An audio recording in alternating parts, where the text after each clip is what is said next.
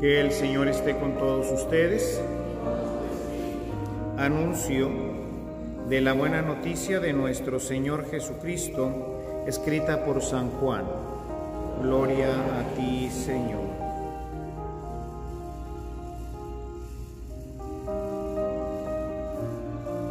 Seis días antes de la Pascua, fue Jesús a Betania, donde vivía Lázaro, a quien había resucitado de entre los muertos. Ahí le ofrecieron una cena. Marta servía y Lázaro era uno de los que estaban con él a la mesa. María tomó entonces una libra de perfume de nardo auténtico muy costoso.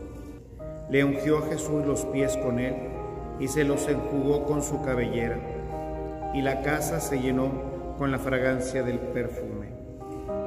Entonces Judas Iscariote, uno de los discípulos, el que iba a entregar a Jesús, exclamó: ¿por qué no se ha vendido este perfume en 300 denarios para dárselos a los pobres? Esto lo dijo no porque le importaran los pobres, sino porque era ladrón, y como tenía a cargo la bolsa, robaba lo que echaban en ella. Entonces dijo Jesús: déjala, esto lo tenía guardado para el día de mi sepultura, porque a los pobres los tendrán siempre con ustedes, pero a mí no me tendrán siempre. Mientras tanto, la multitud de judíos que se enteró de que Jesús estaba ahí, acudió no solo por Jesús, sino también para ver a Lázaro, a quien el Señor había resucitado de entre los muertos. Los sumos sacerdotes deliberaban para matar a Lázaro, porque a causa de él muchos judíos se separaban y creían en Jesús. Palabra del Señor. Siéntense un momentito.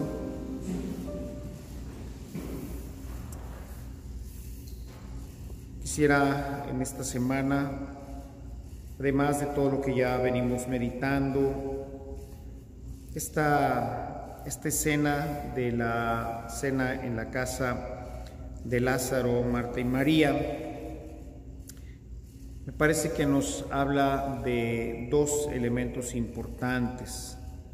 Por un lado, la elección que Dios hace de sus discípulos, de sus apóstoles. Vemos a Judas, que pues es un traidor, va a traicionar, es el que va a traicionar al Señor en estos días. Pero vemos que esto de la traición pues no es algo nuevo, no es algo que de repente ocurre en su vida, sino es algo que ya en su corazón no ha encontrado un punto de conversión. Ya era conocido de los demás apóstoles que tomaba del dinero de la comunidad. Dice claramente San Juan, dice pues que era un ladrón. Y me llama esto la atención porque Dios siempre le apuesta a nuestra conversión. Se juntaba con publicanos y pecadores, pero no solamente se juntaba, escogió a un ladrón, escogió a alguien que le gustaba el dinero, que tenía pues estas malas inclinaciones, que no era fiel, en fin, o sea, tenía pues muchas dificultades el hermano Judas, pero le apostó en que en 3 años cambiaría su vida, y no la cambió. Estaban con él también otras gentes que quizás pues no eran tan probas, ¿verdad? O sea, teníamos por ahí a Simón Zelotas, ¿verdad? Que era pues dentro de la cultura pues una especie de forajido.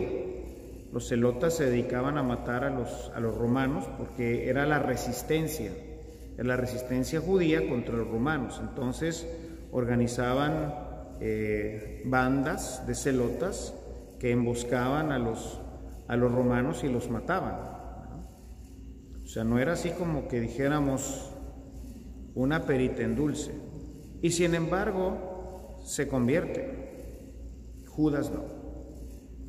Y esto nos habla de esta disposición interna que tenemos que tener a la apertura de la gracia. Dios escoge a todos, buenos y malos. El pasaje de la red nos habla de los peces. Es una red barredora, ¿no? Dice, va recogiendo todo tipo de peces. Al final, pues el dueño ya separa los buenos y los malos. Los peces buenos los recoge y los peces malos los tira al fuego.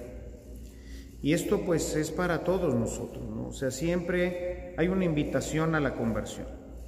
Pero creo que esto, más que para nosotros, tiene que ser también para la gente con la que nosotros convivimos, gente que nosotros decimos, pues estos ya están echados a perder, ¿no? O sea, no hay nada que hacer con ellos.